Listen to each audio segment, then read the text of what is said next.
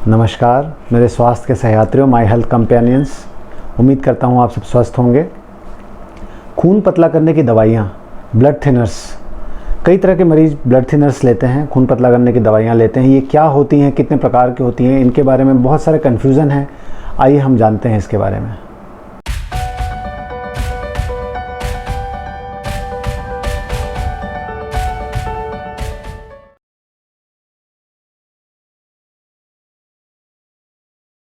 खून पतला करने की दवाइयाँ उन मरीजों में दी जाती हैं जिन मरीजों में ब्लड का थक्का, खून का थक्का जमने की संभावना रहती है। खून का थक्का जो जमता है, ये अपने को समझना है कि ये दो मुख्य पार्ट होते हैं उसके, किसी भी खून के थक्का जमने में। पहले खून का एक तत्व होता है जिसको प्लेटलेट्स कहते हैं। वो प्लेटलेट्स इकट्ठे होते हैं और वो थक्का बनाना शुरू करते हैं, और फिर इस प्लेटलेट के एग्रीगेशन पे, इस प्लेटलेट के थक्के पे और क्लॉटिंग फैक्टर्स जो होते हैं शरीर में, और कई प्रोटीन जमते हैं और उससे पूरा का पूरा थक्का जमता है, जिसको क्लॉट कहते हैं। तो जो खून पतला करने की दवाइयाँ होती हैं, मुख्यतया दो हिस्सों में काम करती हैं। पहली वो दवाइयाँ जो इन प्लेटलेट्स पे काम करती हैं, जिनको हम एंटी प्लेटलेट ड्रग्स कहते हैं, और दूसरी वो दवाइयाँ जो बाद में जो ये क्लॉटिंग फैक्टर्स काम करते हैं, उन क्लॉटिंग फैक्टर्स को रोकती हैं, जिनको हम एंटीकोएगुलेंट कहते हैं, एंटी प्लेटलेट ड्रग्स। ये जो दवाइयाँ हैं, इन दवाइयों का अपने को ये ध्यान रखना है कि ये केवल प्लेटलेट पे काम करते हैं, इनका बाकी थक्का जमने की प्रक्रिया से कोई रिलेशन नहीं होता। ये दवाइयाँ जिन मरीजों को पहले स्ट्रोक की समस्या हुई है, लकवे की शिकायत हुई है, ब्रेन की बहुत सारी बीमारियों में, या पेरिफेरल वैस्कुलर डिजीज़ है, पाँव की नसों में, हाथ की नसों में प्रॉब्लम है, या जिनको हार्ट अटैक हो चुका है, हार्ट की बीमारी है, इन सब मरीजों में, अधिकांशतः मरीजों में एंटी प्लेटलेट दवाइयाँ दी जाती हैं। ये जो एंटी प्लेटलेट ड्रग होती हैं, इनके बारे में आपको ये समझना है कि इसमें आपको किसी तरह का डाइटरी रेस्ट्रिक्शन नहीं है, मतलब आपको खान पान में किसी तरह का कोई परहेज इन दवाइयों की वजह से नहीं है। आप खाने में एक सामान्य भोजन ले सकते हैं। जो एंटी प्लेटलेट दवाइयाँ हैं वो बाज़ार में 2-3 अलग अलग वैरायटी की आती हैं, जिनके सॉल्ट नेम, जो मूल जेनरिक नाम है, वो है इकोस्प्रिन, क्लोपिडोग्रेल और टिकाग्रेलोर। फिर इनके अलग अलग ब्रांड नेम हो सकते हैं। दूसरा ग्रुप जो दवाइयों का है, उनको एंटीकोएगुलेंट्स कहते हैं। ये क्लॉटिंग के दूसरे हिस्से को प्रिवेंट करती हैं, रोकती हैं। जो एंटी क्लॉटिंग दवाइयाँ हैं, एंटीकोएगुलेंट जिनको कहते हैं, ये दवाइयाँ जिन मरीजों को क्लॉटिंग हो चुका है पहले शरीर में, पाँव में डीवीटी की समस्या हो चुकी है, या आर्टरीज़ में कभी क्लॉटिंग हुई है, या जिन मरीजों को हार्ट में वाल्व डला हुआ है, प्रोसेसिस डला हुआ है, उन मरीजों को, या किसी को पल्मोनरी एम्बोलिज्म की शिकायत हुई है, ऐसी तमाम बहुत सारी इंडिकेशन है जहाँ पे कि एंटी क्लॉटिंग दवाइयाँ चलाई जाती हैं। जो एंटी क्लॉटिंग दवाइयाँ हैं, एंटीकोएगुलेंट जिनको कहते हैं, 2-3 तरह की होती हैं, जिनमें से एक जिनको हम कुमैडिन डेरिवेटिव्स कहते हैं। अब इनमें ये बहुत कॉमनली बाज़ार में एसीट्रॉम और वारफेरिन के नाम से आती हैं दवाइयाँ। फिर एक नई दवा ये है जिसे हम डेबिगैट्रान कहते हैं, यह इसका सॉल्ट नेम है, अलग अलग ब्रांड नेम से उपलब्ध है। और तीसरी एक ग्रुप दवा की आती है जिसको रिवरऑक्साबैन कहते हैं। ये भी एक क्लॉटिंग को रोकने का एक मेडिसिन है। ये भी अलग अलग नामों से उपलब्ध हैं बाज़ार में। जो एंटीकोएगुलेंट दवाइयाँ हैं, उनमें जो कुमैडिन डेरिवेटिव है, जैसे एसीट्रॉम, वारफेरिन, इन नामों से, ब्रांड नेम से दवाइयाँ आती हैं। एसीट्रॉम, वारफेरिन खाने वाले जो मरीज हैं, उनको बस इस बात का ध्यान रखना है कि उनको हरी पत्तेदार सब्जियां और कुछ चीज़ें जिनमें विटामिन के की मात्रा ज़्यादा होती है, उनका परहेज होता है। इसके अलावा जो दूसरे एंटीकोएगुलेंट दवाइयां हैं, जैसे डेबिगैट्रान या रिवरऑक्साबैन, इनमें खान पान का कोई इस तरह का परहेज नहीं है।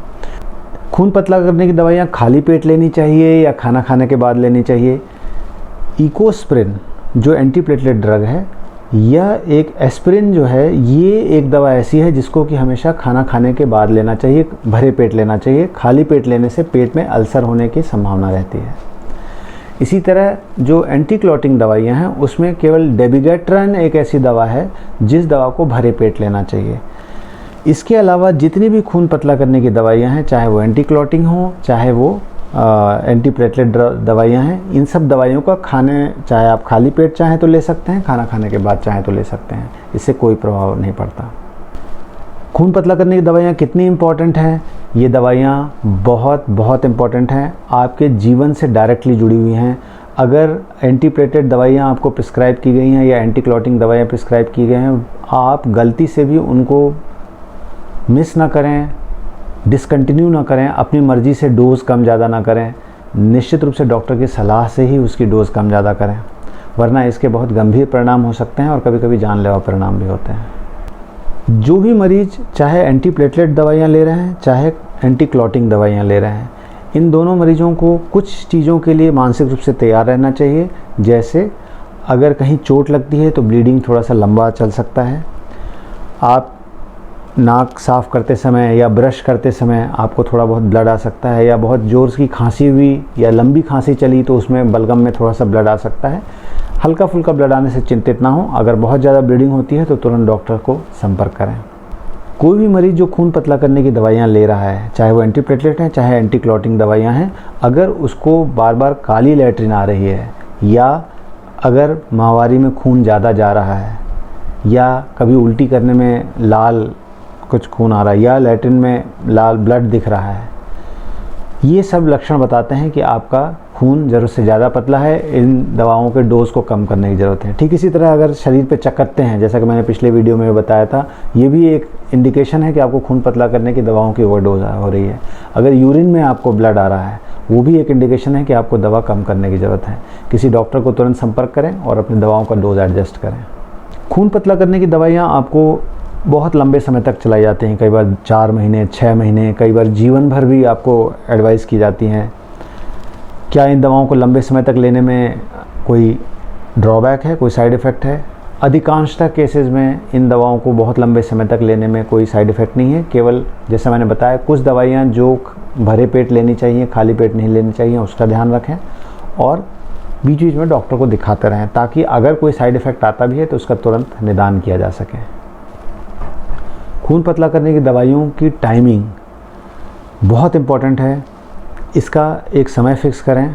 समय फ़िक्स करने से 2 बातें होंगी। जो दवा का ड्यूरेशन ऑफ एक्शन है, जितने समय के लिए दवा काम करती है, वो एक नियत समय होता है, उसी हिसाब से आपकी डोज़ तय की जाती है। अगर आप बहुत फ्लक्चुएशन करते हैं दवाओं को लेने में तो इसके नुकसानदेह परिणाम हो सकते हैं। और दूसरा, नियत समय पर उसको लेने से आपको दवा लेना याद भी रहता है। ये कुछ ऐसी दवाइयाँ हैं जो आपके जीवन के लिए बहुत ज़रूरी हैं, उस बीमारी को रोकने के लिए बहुत ज़रूरी है जिस बीमारी की वजह से आप ये दवा खा रहे हैं। इस दवाओं में लापरवाही ना करें। खून पतला करने की दवाओं के विषय में एक मोटी मोटी जानकारी मैंने आपको दी। मोटे तौर पे आपको ये ध्यान रखना है कि खान पान का परहेज केवल जो विटामिन के एंटागोनिस्ट दवाइयाँ हैं, एसीट्रॉम, वारफेरिन, केवल इन्हीं में है। इसके अलावा खून पतला करने की दवाओं में खान पान का परहेज नहीं है। आप सारी हरे पत्तेदार सब्जियां और सारे विटामिन के वाली चीज़ें खा सकते हैं। और इन दवाओं में समय का और नियमितता का ज़रूर ध्यान रखें। फिर ले चलूँगा आपको किसी नई स्वास्थ्य यात्रा पर। तब तक के लिए नमस्कार।